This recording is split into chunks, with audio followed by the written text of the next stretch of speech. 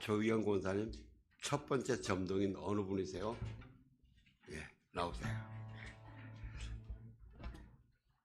우리 저를 위해서 하나님께 죄송한 마음을 보면서 점동할 때 같이 박수를 한번 부탁드립니다.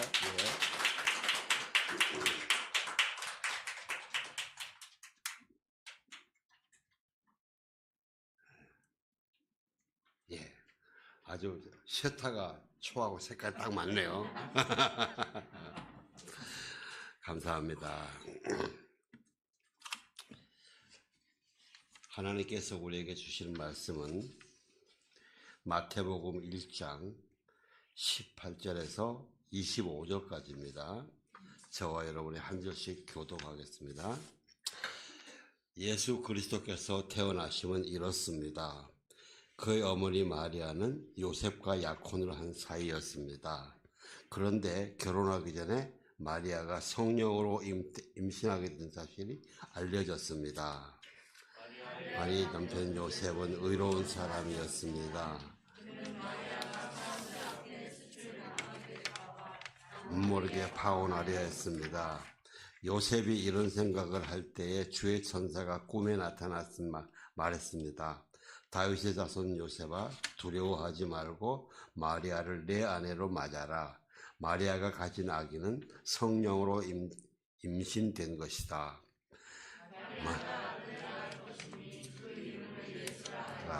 그의 백성.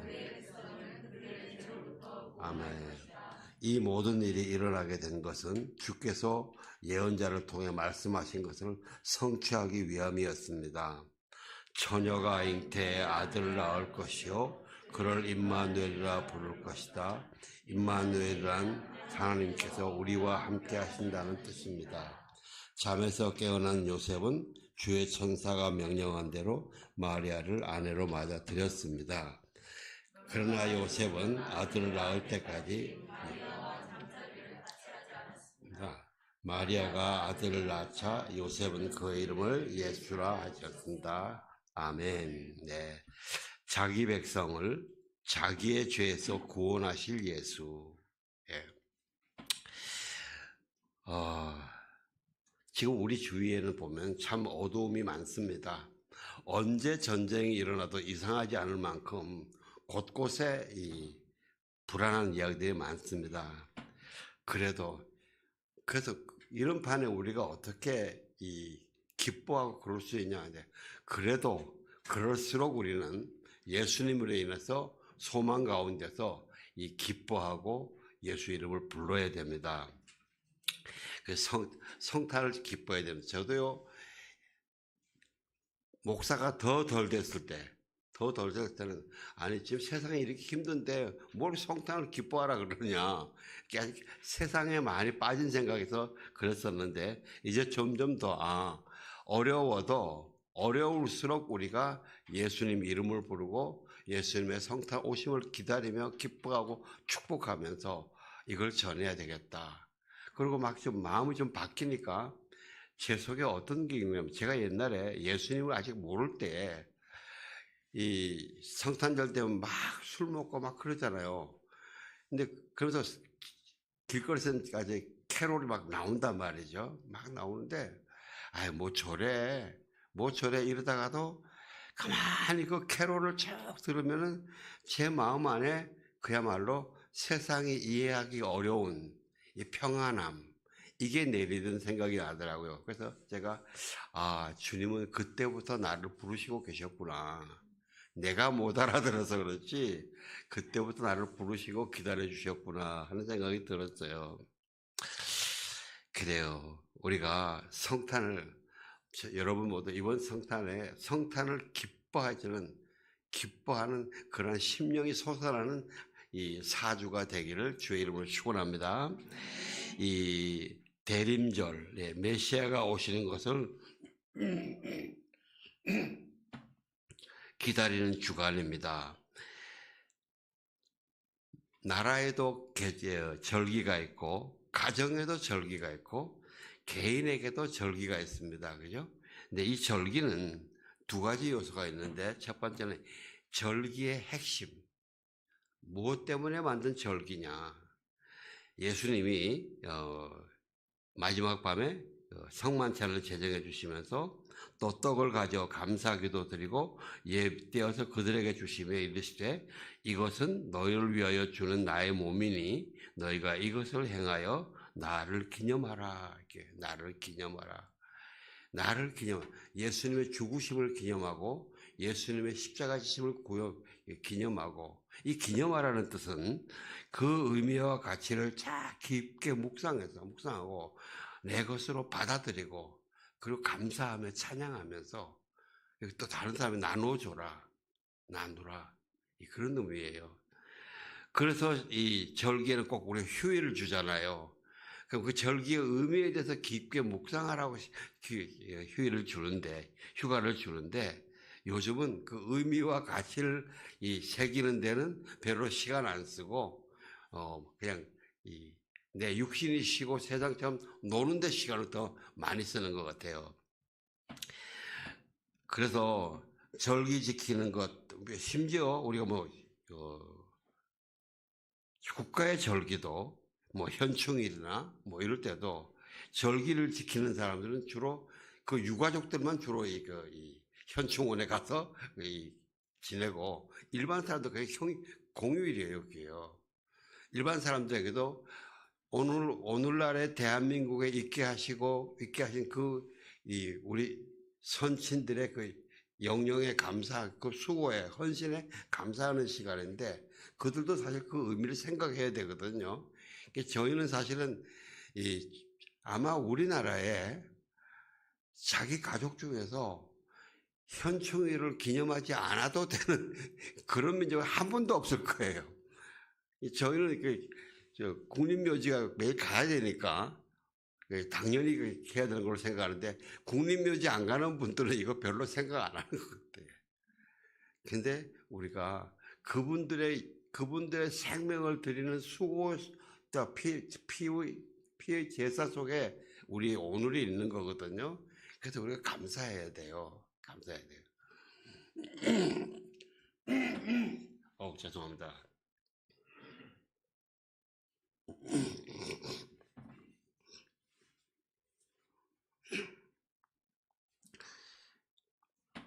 그래서 오늘날 절기를 보면 그 핵심에 대해서 깊은 묵상과 감사가 없고, 그 다음에 주는 시간과 여유와 거기에만 주로 하다 보니까 절기의 참 의미가 사라지고 좀 형식적인 세상의 재미하고 막 섞여가지고 우리가 참 안타까운 일이 많습니다.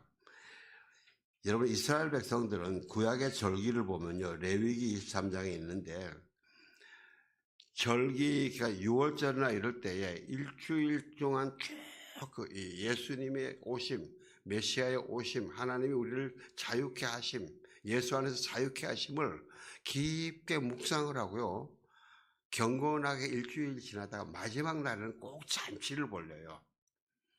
그 하나님의 은혜로 인해서 우리가 자유케 되고 영적으로 살아나고 하는 이 풍성함에 대해서 잔치를 벌려요. 그래서 이스라엘 백성들은 꼭 마지막에 엄청나게 춤을 추고 축제를 벌입니다.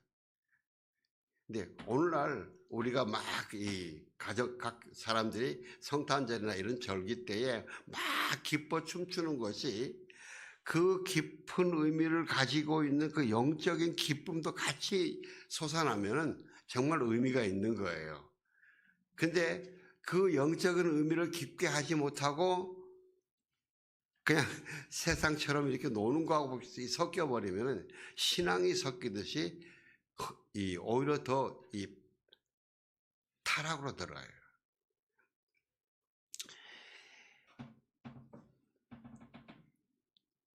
그래서 어떤 분이 이릅니다. 성탄절 밤에 꿈을 꿨는데 예수님의 아버지 요셉하고 예수님의 어머니 마리아가 뉴욕의 거리를 걸었는데, 그 밤에 곳곳에 트리가 있고 막 엄청나게 반짝반짝 빛나고, 그리고 음악이 있고 술 취한 사람 있고 막 그러는데, 그 아버지가 물었어요. 여보, 오늘은 왜 이렇게 길거리가 아주 소란스러워. 그랬더니 그 어머니가 제가 가서 한번 가보고 올게요. 그때 가서 쭉 봤더니 여보, 오늘이 우리 아들 생일이라 그러는데 근데 우리 아들은 없고 자기들끼리만 술 먹고 놀아요. 그런 이야기를 했습니다. 온누리교회도 처음에 하용조 목사님이 우리가 안식일날 예배를 드리는 것은 기쁜 것이다. 기쁜 것이다. 축제다. 축제라 해야 된다. 그러고 막 그랬더니 지금 요즘 그 반기독교 신문들 있잖아요. 그 세력들이 그때부터 온누리교회는 쇼를 한다. 예배를 드리는 게 아니고 쇼를 한다. 그러면서 막 비난 기사를 막 쓰고 그랬었어요. 그래서 우리가 이번 대림 주간에 예수님의 오심이 예수님이 무엇을 위해 오셨는지 우리가 깊게 묵상하면서 정말 하나님이 우리에게 성탄절을 주신 참된 의미 속에서 우리가 기뻐하며 우리의 영혼을 다시 살리는 시간이 되기 위해서 이번 주를 제가 자기 백성을 자기의 죄에서 구원하실 예수라는 제목으로 말씀을 나누려고 합니다. 21절 한번 좀 띄워주실래요?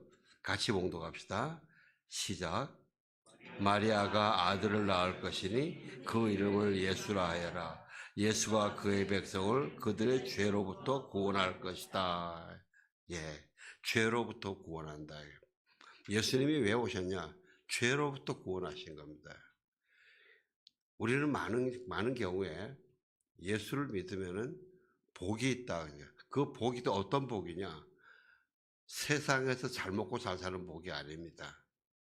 죄로부터 자유해지고 우리의 영혼이 죄의 건드려서 노예에서 자유케 되는 그 자유.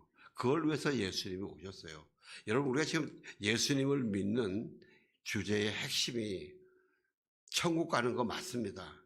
천국 가는 거 맞는데 자칫 잘못하면 많은 사람들이 기복신앙에 빠지면은 예수 잘 믿으면은 사업 잘 되고 부자 되고 건강하고 병에 안 걸리고 이런 생각을 해요.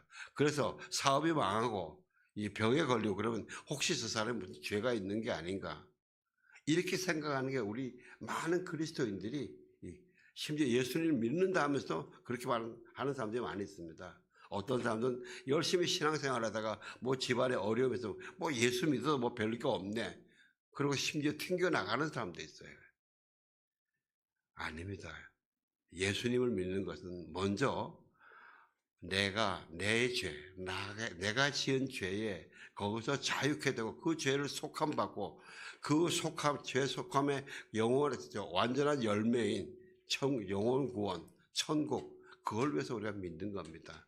이 가치관을 우리 명확해야 됩니다. 자, 하나님의 천사가 말했습니다. 예수라 하라. 이 예수라는 이 단어는 히브리 말로 예슈아입니다. 예슈아. 구약 성경에서 여호수아 있지 않습니까? 여호수아와 같은 이름입니다. 여호수아가 구원자랍니다. 하나님께서 주님이 구원하신다. 그래서 이스라엘 백성들도 그 메시아 사상이 영혼 구원, 죄에 대한 죄로부터 구원이 아니고 세상의 정치, 경제, 문화 여기서 구원해 주는 것을 그런 메시아로 생각했는지도 모르겠지만은 예수아라는 이름이 그 여호와께서 보내신 자, 주가 구원하신다. 여호수아와 같은 이름입니다.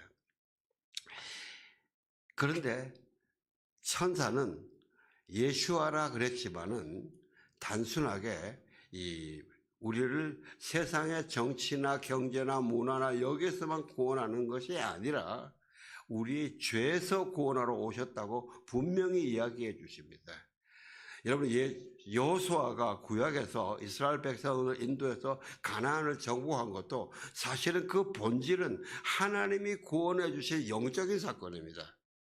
영적인 사건입니다. 왜? 여러분 보십시오. 그 여호수아가 한 걸음 나갈 때 하나님의 인도하심과 하나님의 능력으로 그거 하나하나 해결했지 않습니까? 이 영적인 사건입니다. 그런데 이스라엘 백성들이 그 육신의 눈으로 보이는 것만 생각하니까 정치적으로, 경제적으로, 문화적인 이 구원자로 생각을 하는 거예요. 그래서 지금도 이스라엘 백성들은요, 예수님을 메시아로 믿지 않습니다. 왜? 정치, 경제, 문화만 생각하니까요. 그들은 다른 메시아 생각이에요. 그러다 보니까 심지어 우리 이방인들도 메시아 그러면은 예수님을 믿는다부터 교육을 받았는데 그런데도 아직까지 우리 모든 사람들 마음 가운데는 많든 적든 간에 기복주의적인 상상이 많이 있습니다. 우리가 이걸 끝까지 바꾸어 나가야 됩니다. 그래서 사람들이 정치, 경제, 문화에서의 구원은 기뻐하는데 죄에서의 구원은 맞아, 그러셔 이야기하면서 그렇게 자기의 죄 문제는 그렇게 치열하게 다루지 않는 것 같아요. 자기의 죄는 예수님이 나의 죄에서 구원하기 위해서 오셨다 그 말은 합니다. 근데 막 가슴 깊이 그 진정한 의미는 새기지 않는 것 같아요. 그리고 자기의 죄에 대해서 문제에 대해서 치열하게 다루지 않는 대신에 어떤 거예요? 다른 사람의 죄에 대해서는 아주 민감해요. 다른 사람의 잘못에 대해서는 아주 그냥 칼날같이 비판해요. 특별히 그것이 나에게 내 심기를 불편하게 하거나 내 금전적으로 내 정서적으로 어떤 어려움을 끼칠 때는요 아주 그냥 바싹 하고 불러들어요. 그러다 보니까요 그 싸움이 사실은 죄와의 영적 싸움이에요. 근데 영적 싸움이 안 되고 그 본질을 잃어버리고 내 욕심, 내 명예, 내 세력, 내 이익을 위한 이 싸움밖에 안 되는 거예요. 이게 막 섞여버린 거예요. 지금 우리 주변에도 여러분, 지금 이 정가에서 일어나는 이 싸움들이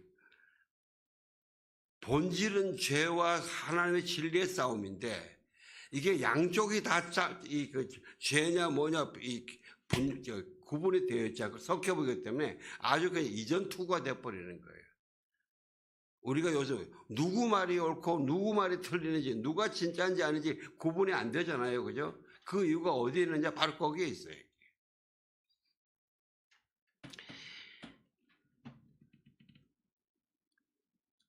미국 남북전쟁 때 남군은 흑인 노예를 계속 노예를 써야 된다고 그랬어요. 왜? 그 넓은 경작지를 자기들이 잘 경작하기 위해서는 인력이 필요하니까. 근데 북군은 흑인 노예, 그런 인권, 사람의 인권, 하나님의 형상으로 지어진 사람의 인권을 무시하는 거다. 이거 반대했어요. 근데 전쟁이 막 그래도 이 남군이 막 이겼거든요. 남군이 이겨서 그 이상했죠. 북군이 생각하겠죠. 그러겠죠. 아니, 우리가 분명히 하나님의 인권을 존중하는데, 우리 생각이 이런데, 왜 우리가 자꾸 전쟁에 지냐? 그래서 그 아브라함 링컨 대통령이 굉장히 기도회를 많이 했어요. 근데 한 번은 기도하는데, 이 장관이, 내각 장관이 그랬어요. 각하, 우리가 하나님의 편이기 때문에 하나님의 진리, 이 말씀을 따르기 때문에 아마 하나님 우리 편이 되실 겁니다. 그렇게 했더니 아브라함 링컨이 아니야. 우리는 하나님이 우리 편이 되어달라고 기도하면 안 돼.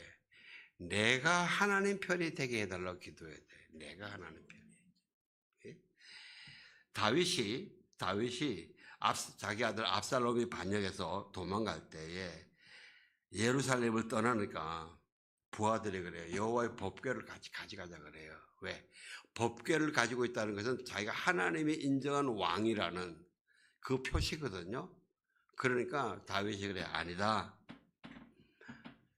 하나님의 법궤는 하나님 주인이신 하나님이 정하신 자리 예루살렘에 모셔라.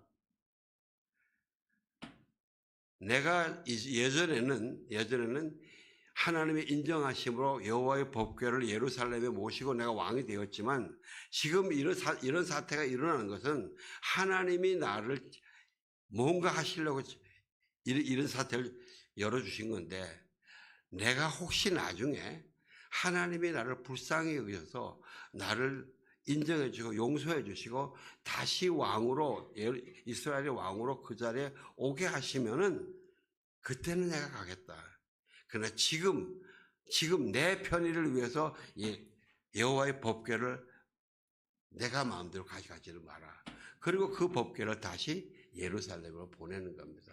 여러분, 이게 우리가 예수님을 주인으로 모시고 산다고 그러면서도 알게 모르게 내 주인, 내가 주인이 되는 그런 부분들을 하나님이 철저하게 하라고 우리에게 주신 예입니다. 그럴 때 진짜 영적인 싸움이 됩니다. 내 욕심의 싸움이 아니고 진짜 영적인 싸움이 됩니다. 사랑하는 성도 여러분, 지금 여러분들 나라를 위해서 많이 기도하면서 내 기도가 하나님께서 역사하시는 기도가 되기를 원하시잖아요. 이때 저와 여러분의 10년 가운데 내가 드리는 기도가 참된 영적 싸움이 되기 위해서는 내 욕심, 내 좋은 거, 이거를 주장하는 마음을 철저히 잘라내는 거, 그것이 내가 하는 기도가 영적인 삶이 되는 길입니다.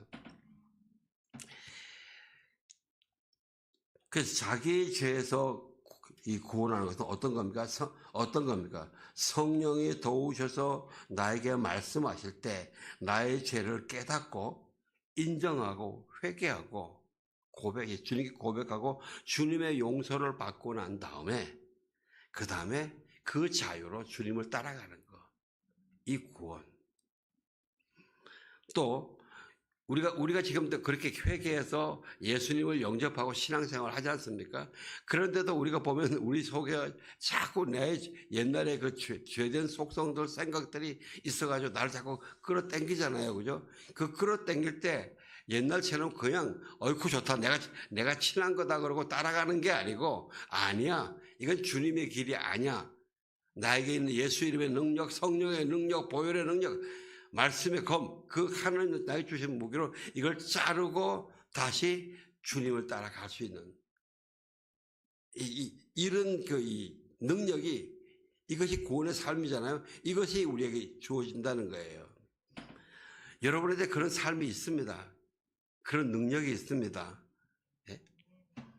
더 이상 자기의 죄의 노예가 되지 않는 그런 자유 있는 거예요.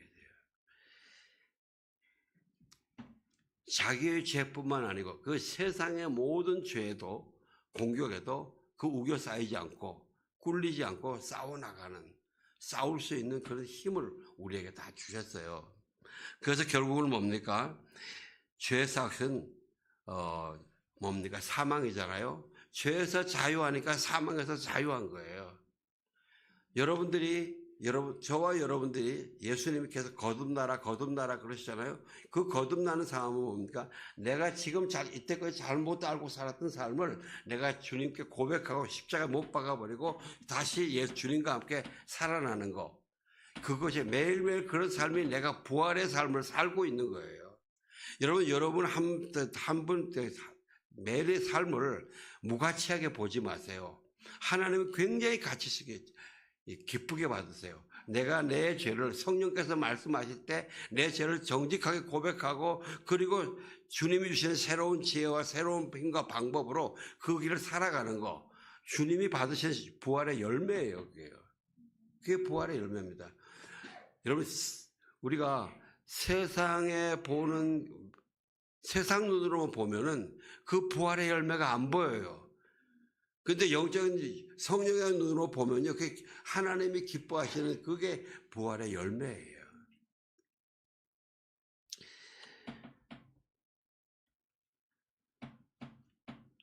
사랑하는 성도 여러분, 예수님을 구세주로 영접하고 믿는 것 중요합니다. 그런데 그것보다 더 중요한 것은요, 예수님을 더 바르게 믿고 더 정확하게 믿고, 내 생각, 내 기분이 아니라, 내 느낌이 아니고 더 바르게 믿고 더 굳게 믿는 게 이게 더 중요합니다. 이게 매일매일 거듭나는 삶입니다.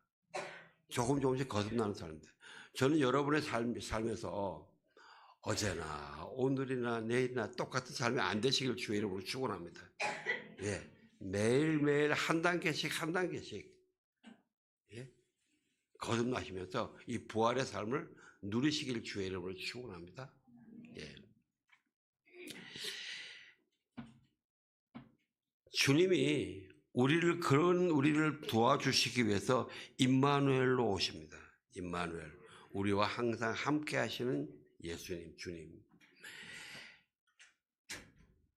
이루어 주시려고 거룩하신 하나님이 죄와 악으로 타락한 인간들, 우리하고 분리된 장막 있잖아요. 지성소 회장, 장막. 그거를 거두어 주시고 우리가 예수 그리스도의 보혈의 은혜로 이 지금 예배 속에도 바로 하나님의 지성소에 들어갈 수 있도록 돕는 그 임마누엘 하나님과 함께 계시려고 임마누엘로 오신다고 예수님 오시기 700년 전에 예언하죠. 700년 전에. 우리 같으면 700년 지나면 다 잊어먹었죠. 이스라엘 백성들이 자기들도 이사야서에 그걸 알겠죠. 그런데 임마누엘로 오신다는 걸 이해를 못해요. 잊어먹었어요.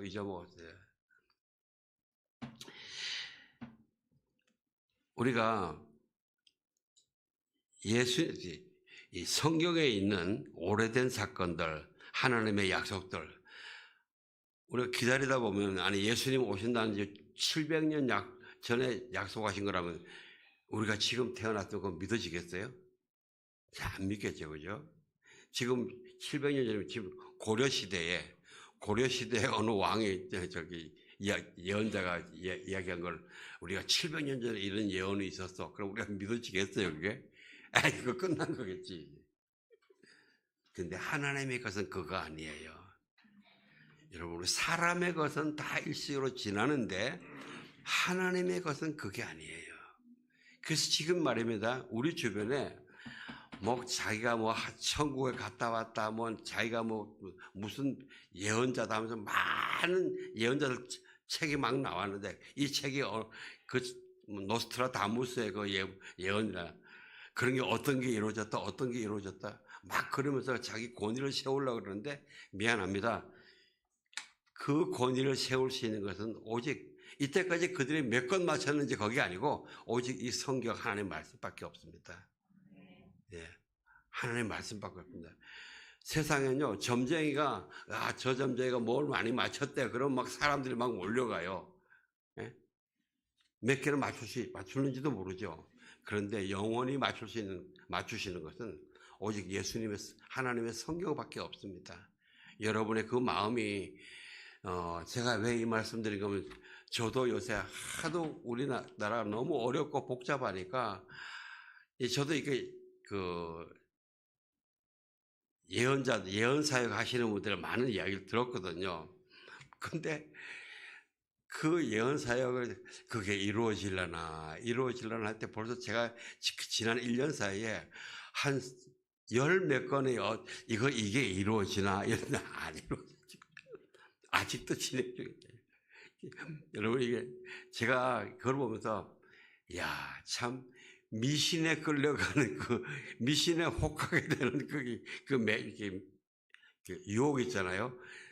그게 나는 절대 안 그럴 거야 그랬는데, 이번에 한 1, 2년 읽어보니까 이러다가 우리가 무당집 찾아가고 점집 찾아가는구나. 얼마나 힘들었던 찾아가겠냐 이제. 그 사람들은 그런 사람들 무시하지 마시고 끊임없이 사랑으로 우리가 같이 안고 어려움들 기도로 이겨나가면서 한 사람 한 사람을 숫자 많이 할 생각하지 말고 한 사람 한 사람 영혼을 하나님 나라로 천국으로 인도하는 저와 여러분이 되시기를 주의 이름으로 축원합니다. 요한복음 8장에 보면요, 아주 재밌는 이야기가 나와요. 여러분 아시다시피 8장은 예수님이 가늠하다가 잡힌 여성을 나도 너를 정죄하지 아니하려니 너도 다시는 가서 죄를 짓지 말라고 풀어주신 그 장이잖아요. 근데 거기서 예수님이 그 여인을 그렇게 풀어주고 난 다음에, 용서해주고 난 다음에, 예수님이 나는 진리다. 나는 진리의 빛이다. 그래서 가르치시다가, 막 가르치시니까 31절에, 3절에 이렇게 되어 있습니다. 이 말씀을 하심에, 많은 사람이 믿더라 그랬어요. 많은 사람이 예수님을 믿더라 그랬어요. 그런데 그 다음에 바로 31절에 그러므로 예수께서 자기를 믿은 유대인들에게 이르시되 너희가 내 말에 거하면 참으로 내 제자가 되고 진리를 알지니 진리가 너희를 자유케 하리라 그러셨어요. 그러므로 너희가 내 말을 믿으니 이제 믿은 너희에게 내가 이야기인데 내가 진실로 유대인들에게 너희가 내 말에 거하면 참으로 내 제자가 되고 미안합니다. 오늘 막 버벅거렸어요. 진리를 알지니 진리가 너희를 자유케 하리라 그랬더니 그 믿었던 사람들이 예수님께 반박을 해요. 제일 걸린 게 이 자유예요. 자유. 이 자유. 뭐라는가 하면요. 그들이 대답하되 우리가 아브라함의 자손이라 남의 종이 된 적이 없거늘 어찌하여 우리가 자유롭게 되리라 하느냐. 이게. 자기들이 이미 자유하다고 생각하는 거예요. 아브라함의 자손이기 때문에. 이렇게 자유하게 된다는 이야기는 너희가 종 됐다는 이야기 아니에요. 종이 됐다는 것에서 기분 나쁜 거예요. 이게. 우리가 아브라함의 자손인데 우리가 누구에게 노예가 된 적이 없는데 너는 왜 우리가 자유롭게 되리라 그러느냐.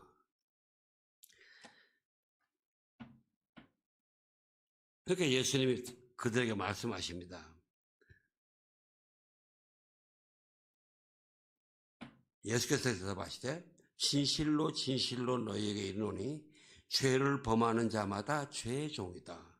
종은 영원히 집에 거하지 못하되 아들은 영원히 거하노니 그러므로 아들이 너희를 자유롭게 하면 너희가 참으로 자유로워지리라. 예수님이 그러신 거예요. 너희들이 죄의 종이다 말이죠. 다른 나라의 종이 아니고요. 아마 이 사람들이 이렇게 생각했을 거예요. 우리는 아브라함의 자손이다. 유일하신 참 하나님, 유일하신 참 하나님의 자손인데 어떻게 이방인들 하나님도 알지도 못하고 사람도 아닌 그들에게 우리가 노예가 됐다고 그러느냐. 굉장히 자존심 상하는 거예요. 그럼 그 사람들이 애굽이나 그다음에 이 아수르나 바벨론, 로마의 노예로 사는 건 뭐예요?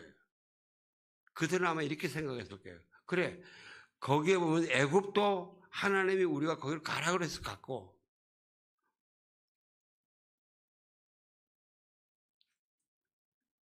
로마나 아수르에는 망했고 바벨론에는 하나님이 거기로 포로로 가라 그러셨다. 물론 거기에 그 중에서 어떤 거는 우리 죄를 지어서 하나님이 우리를 징계하시기 때문에 갔는데 우리가 거기서 그들의 정치, 군사, 이 문화 속에서 우리가 눌려 살았다. 너희 겉으로 보기에는 다른 사람들 보면 그는 노예로 산다 그럴 것이다. 그러나 우리가 잘못했기 때문에 억눌려 살았지만은 우리 마음에 참된 아이덴티티, 하나님의 백성, 우리 이 정신은 절대 그들에게 노예가 되지 않았다. 여러분, 그거는 사실은 이스라엘 백성들이 2000년 동안 그 나라가 없이 헤매 다니다가 그 나라를 다시 회복한 거, 역사상 그런 민족이 없습니다. 나라가 다 해쳐지면요, 한 100~200년 만에 그 민족이 없었죠. 민족 자체가 존재가 없어져요. 근데 이스라엘 백성들은요, 2000년 만에도 나라를 재건했어요. 여러분, 진짜 노예는 뭐냐면요, 겉으로 억눌려서 사는 게 노예가 아니라 그 안에서 하나님이 나에게 주신 참된 자존심이 있잖아요. 참된 자존심, 거룩한 자존심. 이것까지 포기하고 날아가면은 그게 진짜 노예예요. 사랑하는 성도 여러분, 우리가 지금 굉장히 어려운 가운데 많은 묶여서 이게 정말 가능할까 어떨까 하지만 절대 여러분의 속마음, 속사람은 내주지 마시길 주의 이름으로 축원합니다. 그래야 우리가 거룩한 영적인 싸움을 할 수 있어요. 예. 지금 대한민국의 유일한 소망은 하나님을 경배하는 사람들이 이 거룩한 내적인 자존감, 영적인 힘, 거기서 나오는 참된 영적인 전쟁의 기도, 이것이 우리 지금 보면 누구 하나 제대로 바르게 하는 사람 없잖아요. 하나님의 구원을 기다리려면 우리가 이 싸움을 싸워야 됩니다.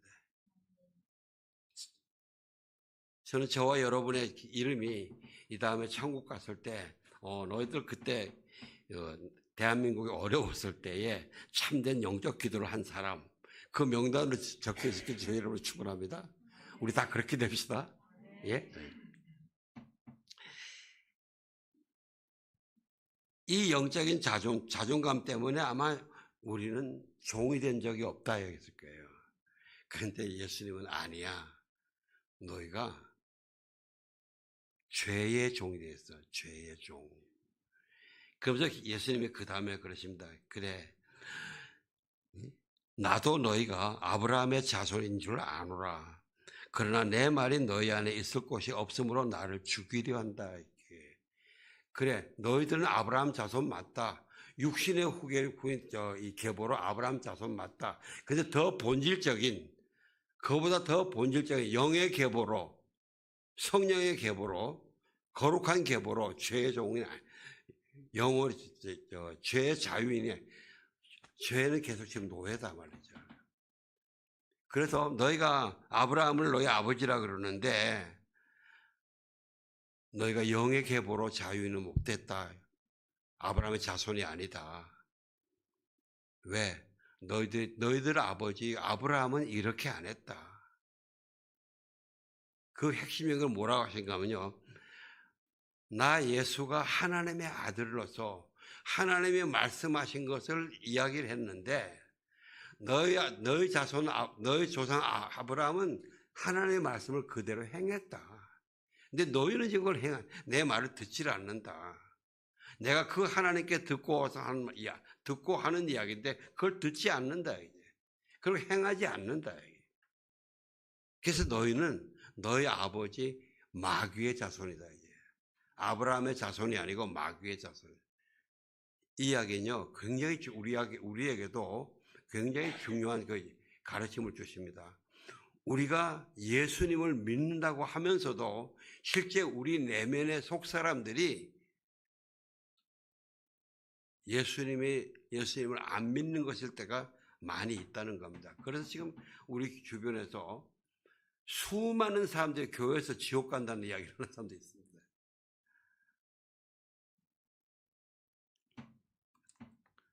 그래서요, 목사인 저의 책임은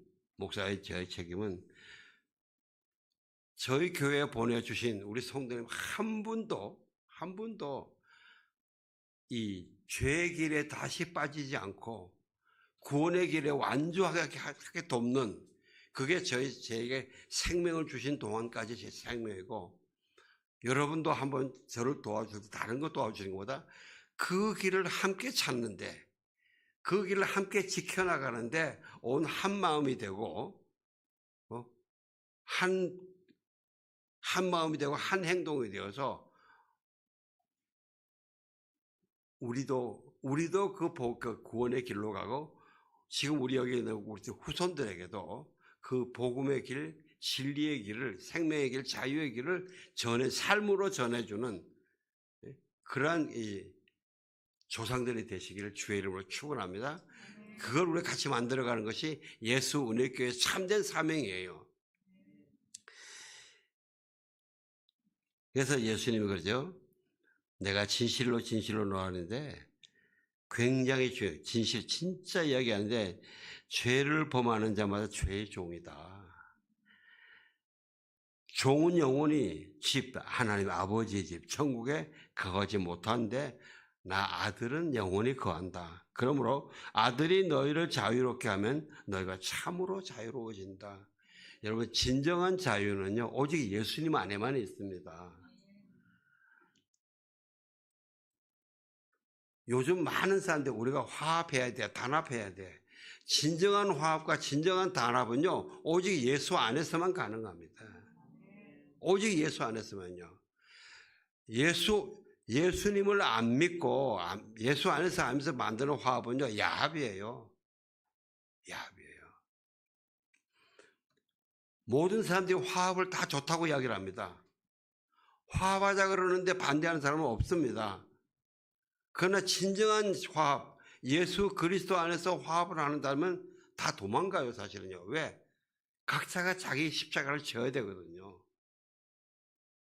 자기 이익, 자기 권리 내려놔야 진정한 예수 안에서 화합이 되거든요. 그게 다 도망가요. 겉으로 말로만 전부 다 화합 이야기예요.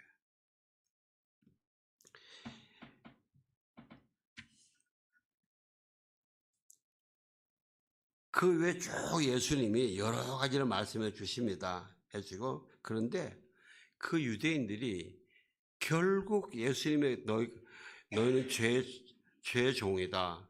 진정으로 죄에서 자유해야 된다. 이 말씀을 하시는데 공감을 하질 않아요. 받아들이질 않아요.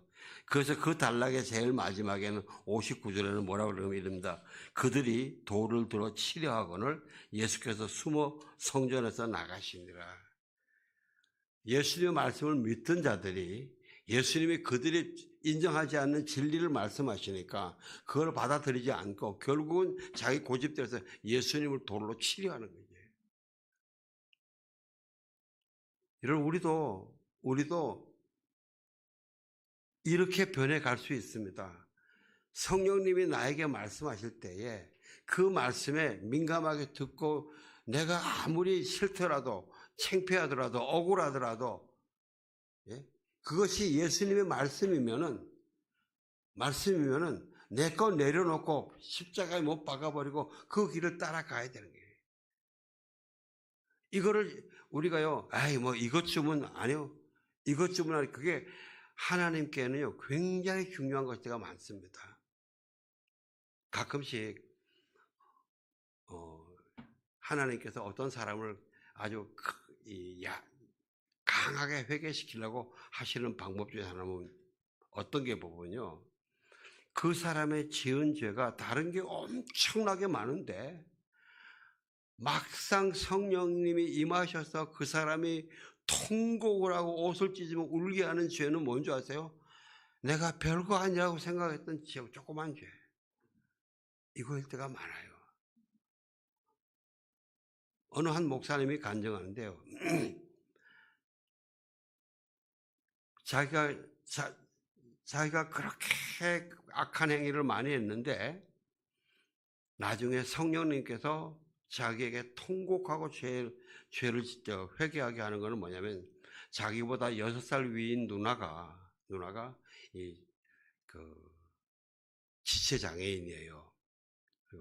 행동을 혼자 음식도 혼자 잘 못 먹고 소대변도 잘 못 거리고 못 가리고 그래요. 근데 이 누나가 막 섬겨주다가 하루는 학교 갔다 왔더니 이 누나가 자기 책을 찢어버리는 거예요. 이게 자기가 막 화가 나가지고 그 누나를 패버린 거예요. 자기가 행한 다른 악한 모든 여러 가지 죄들을 놔두고 주님이 그걸 딱 기억해요. 자기가 지금도 그래서 그 누나 무덤에 가서 회개하고 그래요. 여러분, 주님이 기억나게 하시면요, 그건 주님이 그만큼 중요하게 보신다는 겁니다. 내 생각으로 별로 중요하지 않다고 생각하지 마세요. 그것이 내가 하나님을 배신하는 길이에요. 예수님을 배신하는 길이에요. 예수님은 그러셨습니다. 내가 건강한 자에게는 의사가 필요 없고 병든 자에게라야 의사가 필요하다. 이렇게. 여러분 병든 분이에요? 아니에요? 아니라 그러고 싶죠? 여러분도, 그럼 여러분 예수님 찾아오세요? 안 찾아오세요? 저와 여러분에게 병든 사람이기 때문에 찾아오신 거예요. 그게 동행하시는 거예요. 그냥 놔뒀다가는 도저히 제대로 살지 모르니까. 예? 나는 의인을 부르러 온 것이 아니라 죄인을 불러 회개시키러 왔다. 예? 그래서 내가 의인이라고 물론 예수님을 그리스도로 영접함으로 우리가 의롭다고 해 주셨습니다. 의인입니다. 근데 그 의인을 나는 의인이요 그러고 내 자랑으로 내 공작으로 가지고 가는 이상 가는 순간 그건 교만으로 가는 겁니다. 예수님이 의인을 부르러 온 것이 아니고 죄인들을 불러서 회개시키러 왔다 할 때예요. 그래서 사랑하는 성도 여러분, 회개하라 하는 이 성령의 음성에 무감각하지 마시기를 주의 이름으로 축원합니다. 무감각하지 마시기. 혹시 주일 예배 말씀 묵상 이럴 때에 오늘은 하나도 내 가슴에 찔리는 죄가 없어서 할렐루야 나는 거룩하네 그러지 마시기 바랍니다. 내가 혹시 무감각해서 놓친 거 없을까? 그 말씀은 찬양에서도 말씀하십니다. 기도에서도 말씀하십니다. 설교에서만 말씀하시는 거 아닙니다.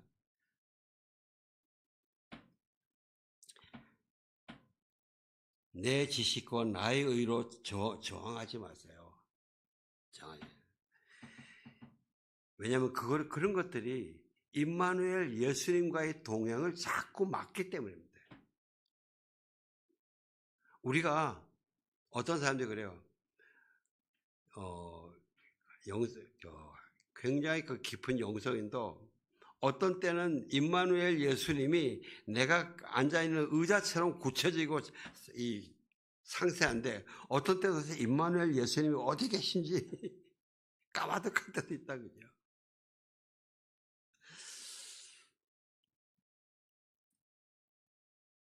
물론요, 우리가 거듭나기 위해서 회개에 응하기 위해서 나의 죄와 잘못된 습관과 성품과 언어, 행동을요 인정하고 말하는 거 어렵습니다. 쉽지 않습니다. 이거 쉽지 않아요.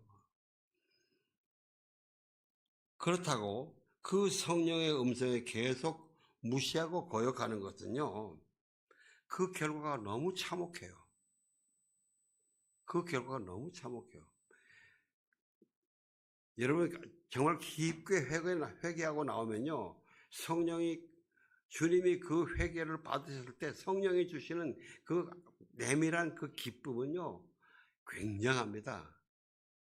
세상 모든 걸 다 얻은 것 같아요. 나에게 더 이상 문제되는 게 없어요. 창피했던 생각 다 날아가 버려요.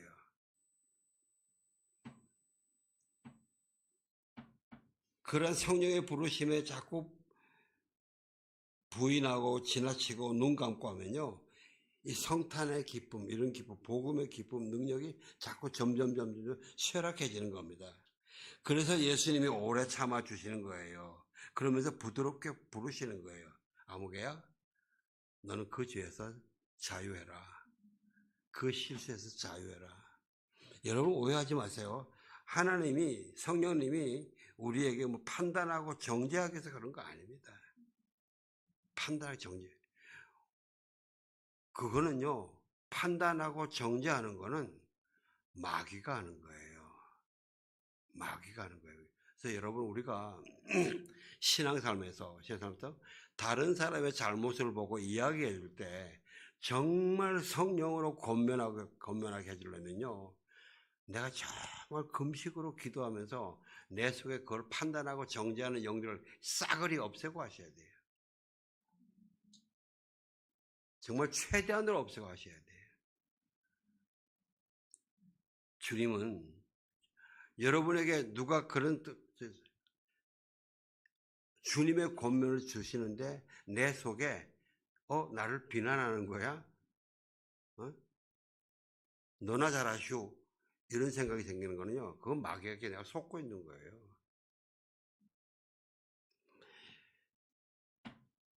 성령님은 절대 저와 여러분을 창피하게 하려고 정죄하려고 죄책감으로 묶으려고 말씀하지 않으십니다. 더 복음의 기쁨을 누려라. 더 자유해져라. 더 풍성해져라. 저는 가끔씩 우리 어떤 분들이 예수님을 처음 영접했을 때 가슴이 아주 이 평안. 여러분 아마 예수님 처음 영접했을 때 가슴의 평안을 아마 경험 다 하셨을 거예요. 여러분 신앙생활 하면서 이번 4주 동안에 내가 신앙생활하면서 하나님이 나의 기도를 정말 들어주셨다는 확신으로 내 마음이 세상에 줄 수 없는 평안과 기쁨으로 들어찼던 것을 그때를 한번 기억해 가게 해달라고 기도하시기를 부탁드립니다. 또 어떤 분들은요, 성령 세례를 받고 나서는요, 성령의 가르치심을 따라서 계속 회개의 눈물을 흘려요. 저는 아직 회개의 눈물을 한 이틀밖에 못 해봤는데, 어떤 사람들은 그 회개의 눈물을 한 달 동안 하는 사람이에요. 어떤 권사님들은 그 회개의 주님 앞에 앉기만 하면 눈물 나는 기도를 1년 이상 했다는 분이에요. 근데 지금은 그 눈물을 사모하는데도 안 나온다는 거예요. 내가 그때 그 주님과 만났던 그 시간들, 그 아름다움.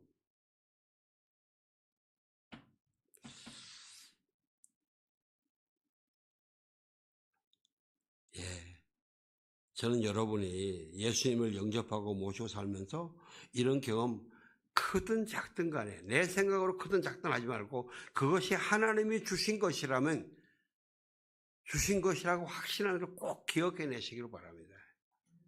그 기억해내서 그걸 다시 키워가면서 이번 성탄절날 감사하면서 찬양에 우리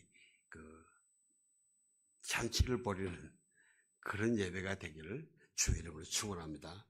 그러면서 여러분 이 찬양 아시죠? 평안을 너에게 주노라. 좀 찬양팀 앞에 나오실래요? 평안을 너에게 주노라. 세상에 줄 수 없는, 세상에 알 수도 없는 평안, 평안, 평안, 평안을 너에게 주노라. 이 찬양을 같이 부를 텐데요.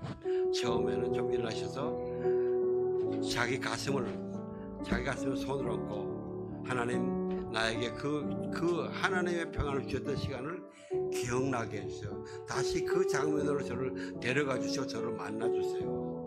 먼저 자기를 그렇게 축복하면서 기도하고 그 다음에 찬양하고 그 다음에는 다른 사람에게 이번 성탄절에 주님이 주시는 그 평안 여러분 주시고 싶으면 마음 좋아요. 자유는 자유, 소망이면 소망, 기쁨이면 기쁨, 세상이 줄 수 없는, 세상이 알 수 없는 그러한 기쁨, 자유, 생명, 소망을 주시기를 축복하면서 이 찬양을 드렸으면 좋겠습니다. 다 함께 일어나셔 주세요. 평안을